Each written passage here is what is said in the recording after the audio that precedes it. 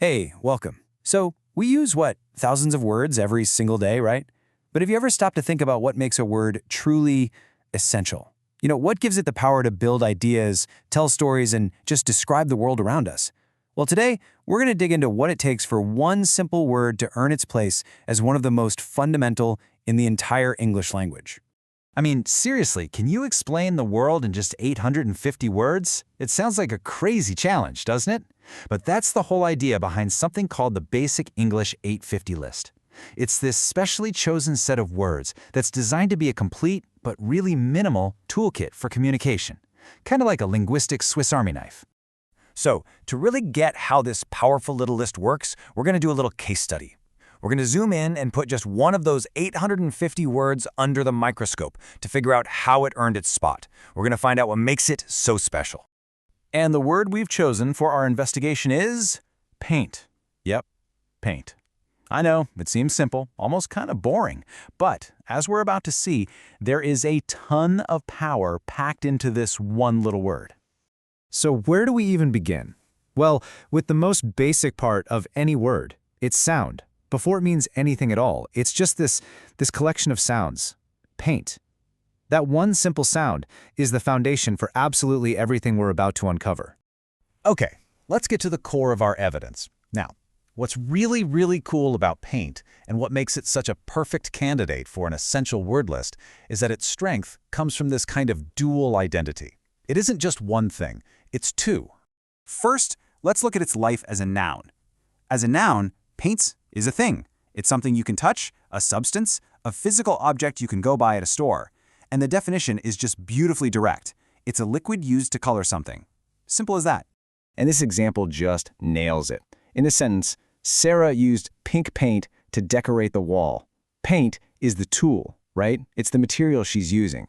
You can literally picture the can of pink liquid. It's concrete, it's clear, you know exactly what it is. But that's only half the story. Paint also has this whole other life as a verb. This is where the word transforms from a thing into an action. And check out the definition. It's basically a mirror image of the noun, to use paint to color something. And here, we see that transformation in real time.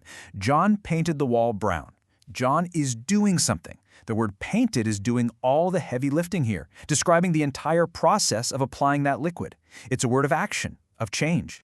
Okay, so let's put them side by side. On one hand, you got the object itself. On the other, you've got the action of using that object. This incredible efficiency is exactly what makes paint so powerful. With one single word, you get to describe both the tool and the task. That's the kind of linguistic multitasking that gets a word on the A-list. So we've seen the evidence. It's a noun, it's a verb, it's super efficient. Let's start connecting the dots. What does this all mean in the grand scheme of the English language? We've built our case, right? But what are the official credentials? What are the qualifications, the resume, that formally prove paint is one of the most fundamental words we have? And here they are. First off, as we know, it's officially on that Basic English 850 list. Check. Second, it's also one of the 1,000 most common headwords in the entire language. And the reason for all of this? Well, it's because it's both a noun and a verb. That versatility is its ticket to the big leagues of vocabulary. It's as simple as that. Okay, let's zoom out from our little case study on paint. What is the big lesson here? What can this one word teach us about communication as a whole? It really boils down to this. The most useful, the most powerful, and the most essential words are often the simplest ones. They aren't fancy or complicated.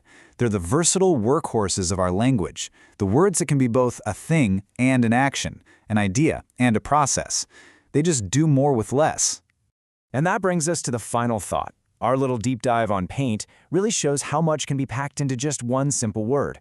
So I'll leave you with this question to chew on. What's the most powerful simple word you know? You know, the one that can build whole worlds all by itself?